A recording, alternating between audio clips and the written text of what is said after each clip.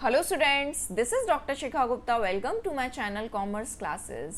Previous lecture में हमने कुछ अकाउंटिंग टर्म्स डिस्कस किए थे जो थे business transaction, account, capital, drawings, liabilities, assets, receipts, revenue from operation, expenditure, expenses. कुछ टर्म्स और बचे हुए हैं जिनको हम आज वाले लेक्चर में डिस्कस करेंगे। चलिए स्टार्ट करते हैं। First is income. अच्छा, इनकम से पहले हम प्रॉफिट पर बात करेंगे। प्रॉफिट क्या है? प्रॉफिट जैसे कि नाम से समझ में आ रहा है, हमने कुछ चीज़ परचेज की किसी अमाउंट पर। मान लीजिए हमारा बिजनेस है बुक्स सेल परचेज करने का, तो हमने बुक परचेज की 200 रुपीज़ में और हमने उसे 250 में सेल कर दिया, तो हम सीधे सीधे बोलेंगे 50 रुपीज़ का हमको प्रॉफिट हो गया। ठीक है, तो यही क्या है? प्रॉफिट है। बिजनेस की ऑपरेटिंग एक्टिविटीज से जो प्रॉफिट हो रहा है, जो अर्निंग हो रही है, उसको हम क्या बोलते हैं? प्रॉफिट बोलते हैं। ठीक है, अगर हमारा बिजनेस गुड्स सेल परचेज करने का है तो उससे जो हमको प्रॉफिट हो रहा है, बेनिफिट हो रहा है, उसको हम बोलेंगे प्रॉफिट। या फिर हम सर्विसेज दे रहे हैं तो उससे जो हमको प्रॉफिट हो रहा है, बेनिफिट हो रहा है, उसको हम बोलेंगे प्रॉफिट। ठीक, बेसिकली ऑपरेटिंग एक्टिविटीज से जो भी हमको प्रॉफिट हो रहा है, जो अर्निंग हो रही है, उसको हम बोलते हैं प्रॉफिट। राइट, ये ग्रॉस प्रॉफिट हो सकता है। डायरेक्ट एक्सपेंसेस माइनस कर देते हैं अगर रेवेन्यू में से, तो होता है ग्रॉस प्रॉफिट। रेवेन्यू में से हमने डायरेक्ट एक्सपेंसेस कौन से होते हैं? Revenue means sales, basically sales. Direct expenses कौन से होते हैं? वो एक्सपेंसेस जो मैन्युफैक्चरिंग से रिलेटेड हैं, जो फैक्ट्री एक्सपेंसेस है, डायरेक्टली बिजनेस के प्रोडक्ट के प्रोडक्शन से रिलेटेड है, उसको हम बोलते हैं डायरेक्ट एक्सपेंसेस। ठीक, इससे जो प्रॉफिट आता है, सेल माइनस डायरेक्ट एक्सपेंसेस, क्या होता है? Gross profit. बाकी अगर हम टोटल रेवेन्यू में से टोटल एक्सपेंसेस माइनस कर देते हैं, तब क्या आता है? Net profit. ठीक है, बेसिकली समझ लीजिए प्रॉफिट क्या है? ऑपरेटिंग एक्टिविटीज से जो प्रॉफिट हो रहा है उसको हम बोल देते हैं प्रॉफिट। अब बात करते हैं इनकम की। प्रॉफिट एक छोटा टर्म है, इनकम एक बड़ा टर्म है। इनकम क्या है? पूरे साल की हमने सारी इनकम को, जहां जहां से भी पैसा आया उस सबको प्लस किया, और जितने भी पैसा गया, एक्सपेंसेस हुए, उस सबको माइनस किया। जितना भी टोटल रेवेन्यू में से टोटल एक्सपेंसेस माइनस किए, उसको हम बोल देते हैं इनकम। राइट, इनकम क्या है? ब्रॉडर टर्म है। ये पूरे साल के रेवेन्यू में से पूरे साल के एक्सपेंसेस को माइनस करके क्या बताएगा? इनकम कितनी है। राइट, ये ब्रॉडर टर्म कैसे है प्रॉफिट से? क्योंकि ये ऑपरेटिंग एक्टिविटीज के अलावा भी जो एक्टिविटीज से पैसा आ रहा है या जा रहा है, उसको भी इंक्लूड करता है। राइट, चलिए नेक्स्ट टर्म है परचेज। परचेज क्या है? जो गुड्स हम परचेज कर रहे हैं, या तो हम डायरेक्ट परचेज कर रहे हैं या फिर हम रॉ मटेरियल खरीद रहे हैं। रॉ मटेरियल क्या है? फॉर एग्जाम्पल, अच्छा अभी तो हम बुक वाला एक एग्जाम्पल ले रहे थे, लास्ट लेक्चर में भी हमने बुक वाला एग्जाम्पल लिया था। हम बुक की हमारी शॉप है जिसमें हम बुक परचेज करते हैं, फिर वहीं से बुक को सेल कर देते हैं। राइट, हम बनी बनाई बुक्स परचेज कर रहे हैं, हम उसमें कुछ भी काम नहीं कर रहे हैं, हमने बुक परचेज करी और सेल कर दी। तो ऐसे बिजनेस में परचेज क्या हुई? बुक को परचेज करना ही क्या है? परचेज हो गई। पर क्या हो अगर हम बुक को रॉ में परचेज करें, या फिर हम सीधे पेजेस परचेज करें, हम उसको बाइंड करके परचेज सेल कर रहे हैं, या फिर हम उसमें कुछ कवर लगाकर परचेज कर रहे हैं, तो वो क्या हुआ? हमने गुड्स को, फिनिश्ड गुड्स तो नहीं परचेज किया, हमने मैन्युफैक्चर करने के लिए कुछ रॉ मटेरियल परचेज किया। एक एग्जांपल और लेते हैं। हो सकता है हमारी एक पेन बनाने की कंपनी है, तो पेन बनाने की कंपनी में हम सारे प्रोडक्ट खुद नहीं बनाते, सारे प्रोडक्ट मैन्युफैक्चर नहीं करते। हम इंक अलग ले लेते हैं, कवर पेन का अलग लेते हैं, हम असेंबल करते हैं। एक आध चीज़ हम खुद भी बनाते हैं, हम रिफिल खुद बना लेते हैं। रिफिल हम बनाते हैं जिसमें हम इंक यूज करके रिफिल तैयार कर लेते हैं। ये क्या है? हमने मैन्युफैक्चर करने के लिए रॉ मटेरियल परचेज किया। रॉ मटेरियल क्या है? रॉ मटेरियल से ही फिनिश्ड गुड्स बनता है। राइट, तो ऐसा भी कुछ अगर हमने रॉ मटेरियल परचेज किया या हमने कुछ फिनिश्ड गुड्स परचेज किया जिसको हम फर्दर सेल कर देंगे, दोनों ही केस में वो गुड्स की परचेज क्या है? परचेज। राइट, हमने पैसा दिया और कुछ गुड्स परचेज कर लिया। ठीक है, परचेज कैश भी हो सकती है और क्रेडिट भी हो सकती है, ठीक है। कैश कैसे, आज जैसे ही हमने गुड्स परचेज किया पैसा दे दिया। क्रेडिट परचेज कैसे हो सकती है, हमने आज परचेज की और पैसा देने का प्रॉमिस कर दिया कि हम 3 मंथ्स के बाद में पे करेंगे, राइट। जब हम परचेज कर रहे हैं तो परचेज रिटर्न भी होगा। परचेज रिटर्न क्या होता है, परचेज किए हुए प्रोडक्ट को, परचेज किए हुए गुड्स को वापस कर देना होता है परचेज रिटर्न। परचेज रिटर्न कब होगा, किस कंडीशन में होगा, डिफेक्टिव प्रोडक्ट आ गया। जैसे हमारा बुक का बिजनेस है, अगर हम बुक सेल परचेज कर रहे हैं तो उसमें क्या होगा, बुक हमारे पास हो सकता है गलत ऑथर की आ गई, कुछ पेजेस मिसिंग हैं बुक में से, तो ये सब क्या करेंगे, हम ऐसे प्रोडक्ट को हम वापस कर देंगे जिससे भी हमने परचेज किया है, तो वो क्या कहलाएगी, परचेज रिटर्न, राइट। इसको हम रिटर्न आउटवर्ड भी बोलते हैं। रिटर्न आउटवर्ड क्यों, ऐसी रिटर्न जो बाहर जा रही है, ऐसा गुड्स जो हमने बाहर भेज दिया, रिटर्न आउटवर्ड है ये, ठीक है। चलिए नेक्स्ट है सेल्स। अब हमने बुक परचेज की है तो रखने के लिए तो परचेज नहीं की होगी, सेल मीन्स हम उस बुक को बेचना चाहेंगे, ठीक, उसको ही हम क्या बोलेंगे, सेल्स। सेल्स भी 2 तरह की हो सकती है, कैश या फिर क्रेडिट, राइट। चलिए नेक्स्ट है सेल्स रिटर्न। सेल्स रिटर्न की है, जिस तरह से हमने परचेज किए हुए प्रोडक्ट को वापस कर दिया, डिफेक्टिव था इसलिए, उसी तरह से हो सकता है हमने सेल की और सामने वाले व्यक्ति को वो डिफेक्टिव लगा, वो हमको सेल रिटर्न कर देगा, वापस कर देगा, तो उसको हम क्या बोलेंगे, रिटर्न इनवर्ड या फिर सेल्स रिटर्न। रिटर्न इनवर्ड क्यों बोलेंगे इसको, क्योंकि ये वापस हमारे पास आ रही है, बिजनेस के अंदर आ रही है, ठीक है, तो ये हो गई रिटर्न इनवर्ड। और परचेज रिटर्न क्योंकि हमने जो प्रोडक्ट परचेज किया, जो गुड्स परचेज किया, उसको हम बाहर भेज रहे हैं बिजनेस में से, ये क्या हुई, रिटर्न आउटवर्ड, राइट। चलिए नेक्स्ट टर्म है गुड्स। गुड्स क्या है, ये नाम आ गया 2-4 बार अभी पीछे। गुड्स जो भी प्रोडक्ट हम परचेज कर रहे हैं, जो भी प्रोडक्ट हम परचेज कर रहे हैं, या तो हम फिनिश्ड गुड्स परचेज कर रहे हैं, बुक हमने परचेज की और सीधे सेल कर दी, या फिर हम ऐसा प्रोडक्ट परचेज कर रहे हैं जिससे हम फर्दर मैन्युफैक्चरिंग करेंगे, जिससे हम फर्दर मैन्युफैक्चरिंग करेंगे। जो पेन वाले एग्जांपल में हमने इंक परचेज कर ली, कवर परचेज कर लिए, ये सब क्या है, रॉ मटेरियल है, पर इसको भी हम गुड्स बोलेंगे। और जो फिनिश्ड प्रोडक्ट हम परचेज कर रहे हैं, जो फिनिश्ड गुड्स हम परचेज कर रहे हैं, वो भी गुड्स की कैटेगरी में आएगा, राइट। चलिए एक ऐसा बिजनेस जो होम अप्लायंस का बिजनेस कर रहा है, उसके लिए टीवी, फ्रिज, एसी, क्योंकि ये सेल परचेज करता है, उसके लिए क्या है, ये गुड्स है, ठीक है।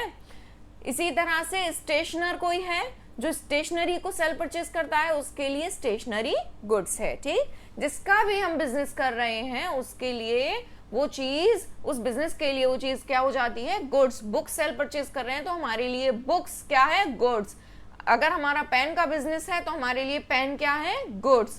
पेन के बिजनेस के लिए बुक्स गुड्स नहीं है, और बुक्स के गुड्स के लिए, बुक्स के बिजनेस के लिए पेन गुड्स नहीं है, राइट। जिसका हम बिजनेस कर रहे हैं बेसिकली वही क्या है, गुड्स, चाहे वो रॉ मटेरियल के फॉर्म में हो या फिर फिनिश गुड्स के, राइट।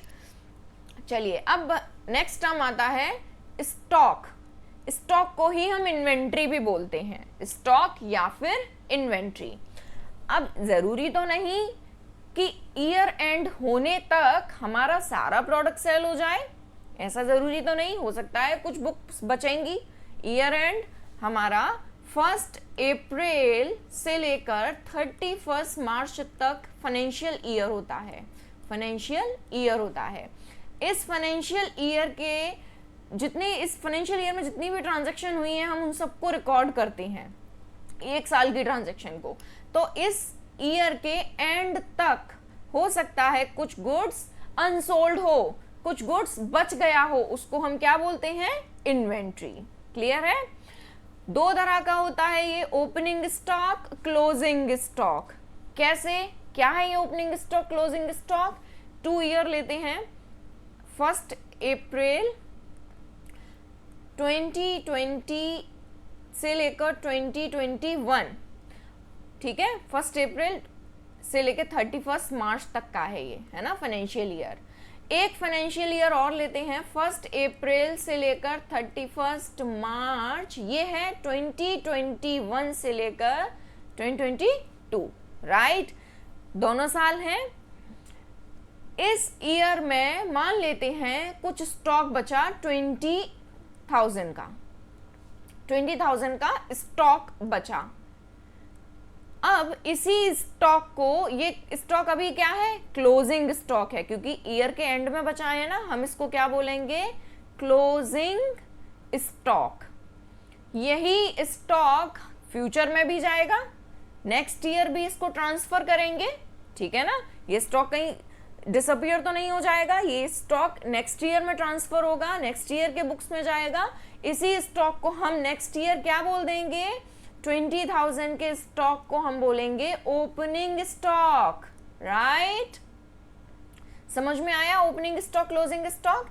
इस ईयर के जो एंड का स्टॉक है वही नेक्स्ट ईयर के लिए क्या हो जाएगा, ओपनिंग स्टॉक। अब इस ईयर का जो क्लोजिंग स्टॉक होगा वो नेक्स्ट ईयर के लिए क्या हो जाएगा, ओपनिंग स्टॉक। अगेन ये प्रोसेस चलता रहेगा, ये साइकिल चलती रहेगी, राइट।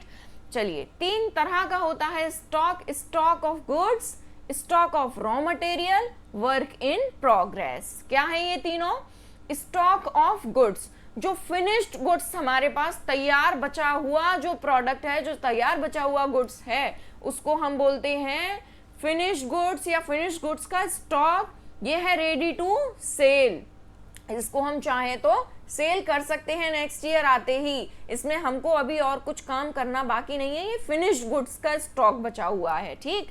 नेक्स्ट है रॉ मटेरियल का stock, stock of raw material. Raw material, अगर हम पेन बनाने की कंपनी है तो कुछ इंक बची है, कुछ हमारे पास कवर बचे हैं, कुछ और स्टिकर्स बचे हैं, ये क्या है, रॉ मटेरियल का स्टॉक है। इसको अभी हमको प्रोसेस करनी पड़ेगी, तब ये किस में कन्वर्ट होगा, फिनिश्ड गुड्स में, ठीक है। फर्स्ट वाला क्या था, फिनिश्ड गुड्स का स्टॉक, दूसरा क्या है, रॉ मटेरियल का स्टॉक, ठीक।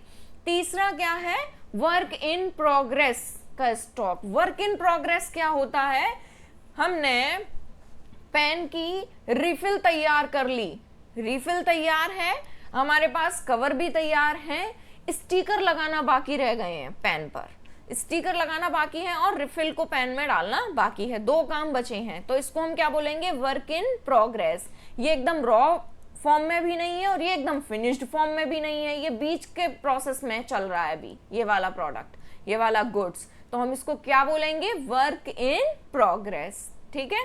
स्टॉक 3 तरह का हो सकता है, finished goods, stock of goods बोल सकते हैं जिसको, एक होता है स्टॉक ऑफ रॉ मटेरियल, एक होता है वर्क इन प्रोग्रेस, राइट। चलिए, नेक्स्ट है डेटर्स।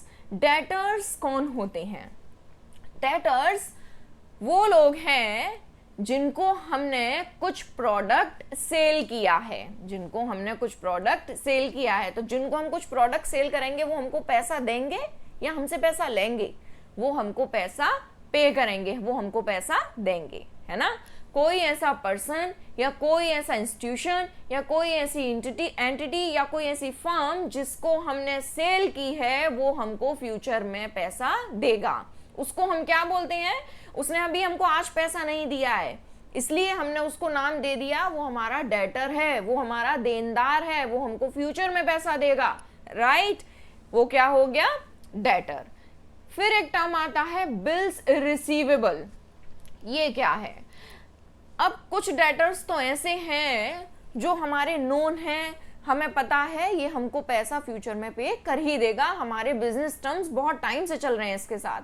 पर कुछ लोग ऐसे हैं, कुछ डेटर्स ऐसे हैं जो भी नए नए हैं, हमारे बिजनेस से जुड़े हैं, हमको भरोसा नहीं है कि हो सकता है ये कल को हमें पैसा दे या ना दे।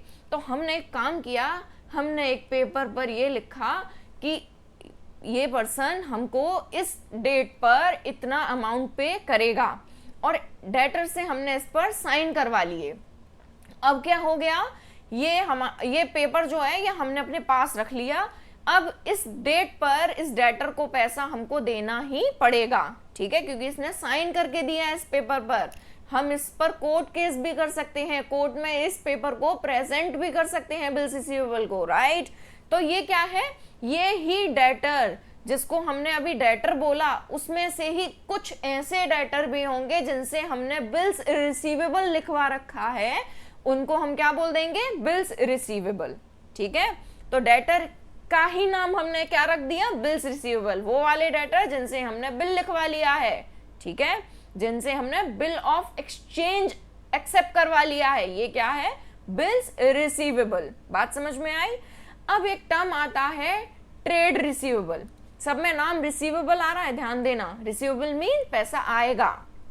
ठीक है, अब आता है ट्रेड रिसीवेबल, तो डेटर्स प्लस बिल्स रिसीवेबल को ही हम क्या बोलते हैं, ट्रेड रिसीवेबल।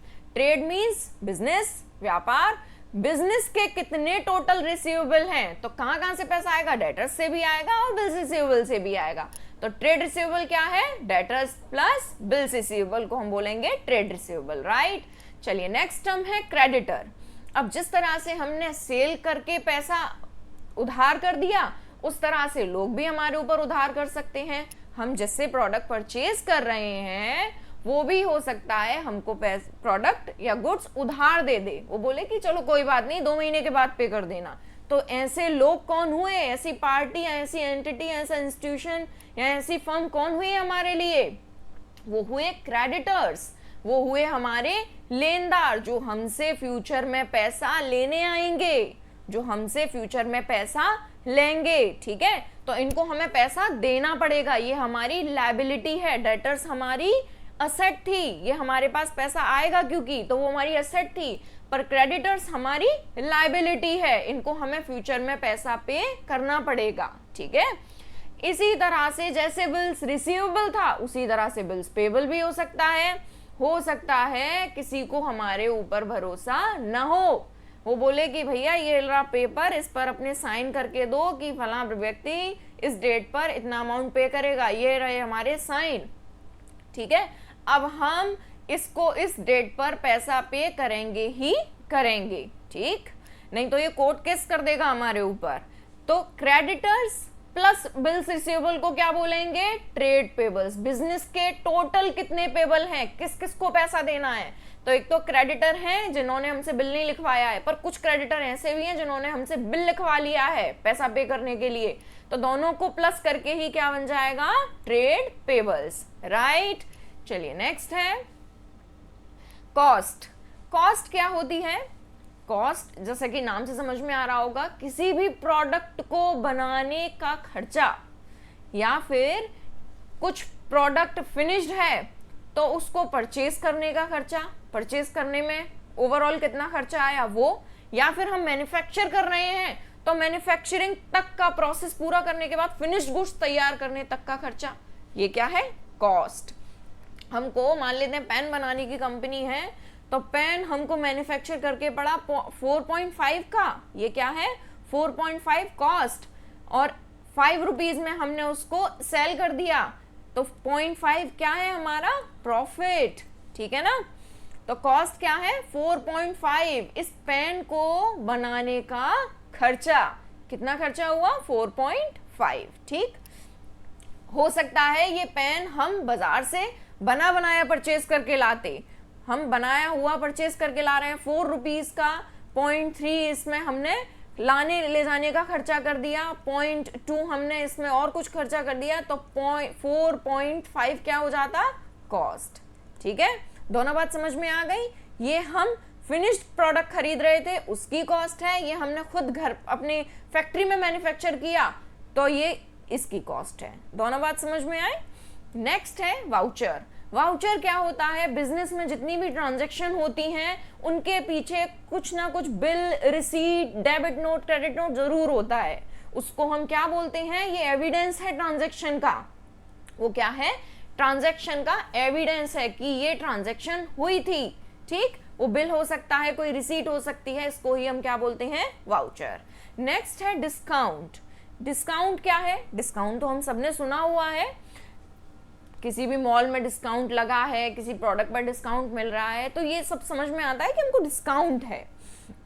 अब जिस तरीके से कंज्यूमर को डिस्काउंट मिल रहा है उसी तरह से बिजनेस में भी डिस्काउंट होता है, उसी तरह से बिजनेस में भी डिस्काउंट होता है। बिजनेस में डिस्काउंट किस तरह का होता है? बिजनेस में डिस्काउंट दो टाइप का होता है, ट्रेड डिस्काउंट, कैश डिस्काउंट।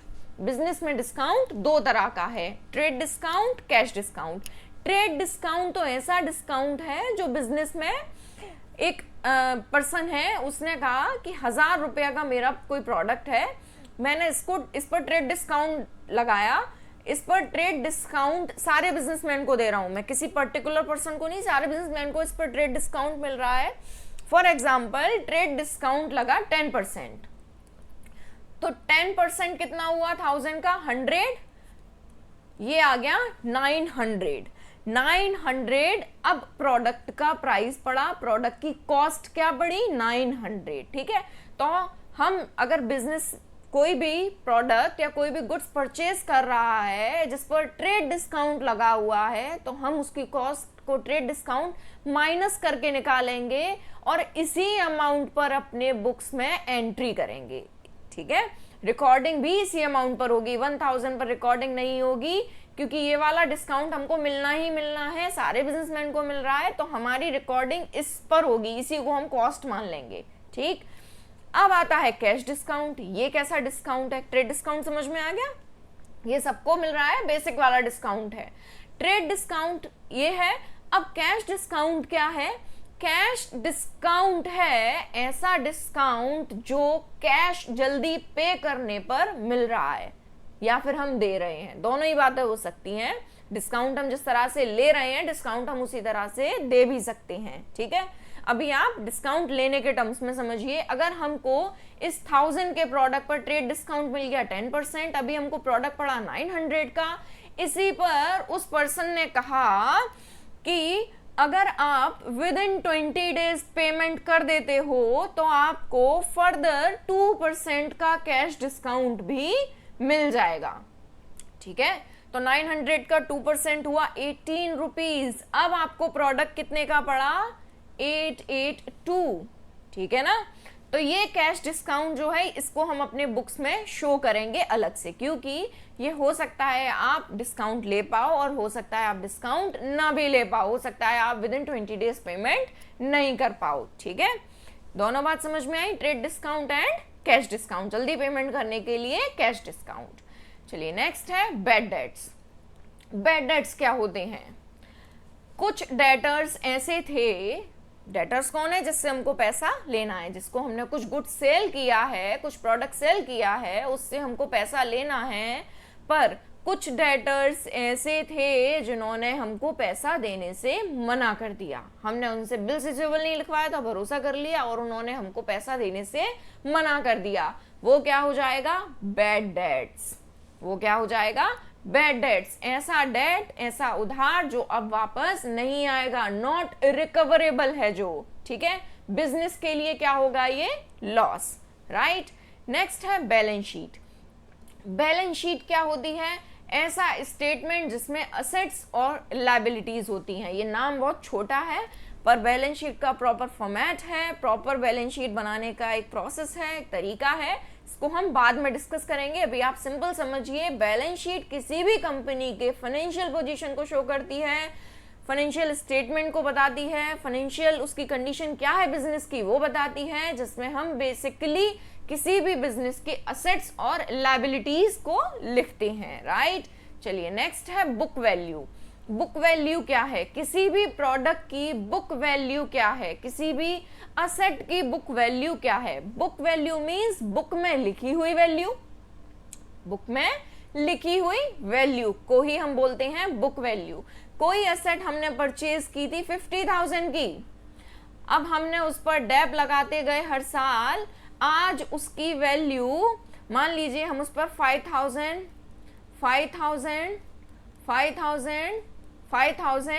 का डेप लगा दिया, एक बार और लगा दिया 5,000, ये हो गया आपका 25,000। ये डेप्रिसिएशन लगाते लगाते ये आज वैल्यू क्या बची है बुक्स में इस असेट की? आज बुक वैल्यू बची है इस असेट की 25,000। तो इस असेट की बुक वैल्यू क्या है? 25,000। ठीक है, ये मशीन थी 5,000 की, 50,000 की, हमने इस पर every year, first year, second, third, fourth, 5 year तक हमने इस पर डेप्रिसिएशन लगाया। आज इसकी वैल्यू क्या है? 25,000। तो हम इस असेट की वैल्यू क्या बोलेंगे? इसकी बुक वैल्यू क्या बोलेंगे? 25,000। ठीक है, बुक्स में जो वैल्यू शो हो रही है, हो सकता है आज इसकी वैल्यू बाहर मार्केट में जाए तो 15,000 मिले, हो सकता है आज इसकी वैल्यू 35,000 मिले, पर हमारी बात अभी यहाँ क्या चल रही है? बुक वैल्यू की। हमारे बुक्स ऑफ अकाउंट में क्या वैल्यू है इसकी? वो वैल्यू है 25,000। तो हम क्या बोलेंगे? ये बुक वैल्यू है, राइट। चलिए नेक्स्ट है books of account. Books of account क्या होता है? जिन बुक्स में हम अपनी ट्रांजैक्शन को लिखते हैं, जिनमें हम जर्नल एंट्री करते हैं। ट्रांजैक्शन कुछ भी हुई, हमने किसी को पैसा दिया, किसी से पैसा आया, किसी से पैसा लिया, ये सारी चीजें क्या है? कुछ भी चीज पे की, रेंट पे किया, हमने सैलरी पे की, इलेक्ट्रिसिटी बिल पे किया, कोई भी एक्सपेंडिचर हुए, इनकम हुआ, कुछ भी हुआ, ये सब किसमें रिकॉर्ड होगा? ये सब होगा बुक्स ऑफ अकाउंट में। ठीक है, हमने रिकॉर्डिंग की, जर्नल बनाया, उसके बाद में हमने उसकी पोस्टिंग की, लेजर भी बनाया, उसको हम क्या बोलेंगे? Books of account. ठीक है, नेक्स्ट है cost of good sold. Cost of good sold क्या होता है? Cost of good sold basically जिस प्रोडक्ट को हम बेचने जा रहे हैं, देखो नाम से समझ में आ रहा होगा, cost of good sold. Goods को सोल्ड करने में क्या कॉस्ट आ रही है, गुड्स को सोल्ड करने में क्या कॉस्ट आ रही है, उस कॉस्ट को ही हम क्या बोलते हैं? Cost of good sold. इसके डिफरेंट फॉर्मूलाज भी होते हैं, इस पर अभी हम बात नहीं कर रहे हैं। अभी आप सिंपली समझिए कि डायरेक्ट वो खर्चे जो हम किसी प्रोडक्ट को बेचने तक में कर रहे हैं, उसको हम बोल देते हैं cost of good sold. Direct जो कॉस्ट लगी हुई है प्रोडक्शन में गुड्स के, ठीक है, वो क्या है? Cost of good sold. चलिए नेक्स्ट टर्म है डेप्रिसिएशन। डेप्रिसिएशन क्या होता है?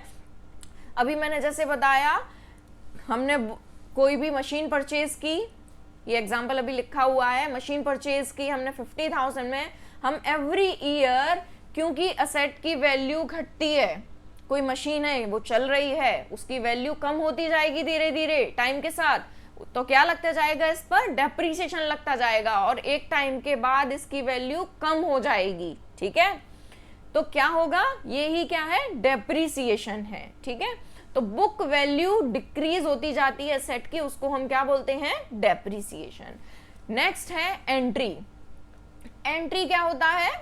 कोई भी ट्रांजैक्शन होती है, कोई भी बिजनेस में ट्रांजैक्शन होती है, हम उसको रिकॉर्ड करते हैं अपने बुक्स ऑफ अकाउंट में, उसको ही हम क्या बोलते हैं?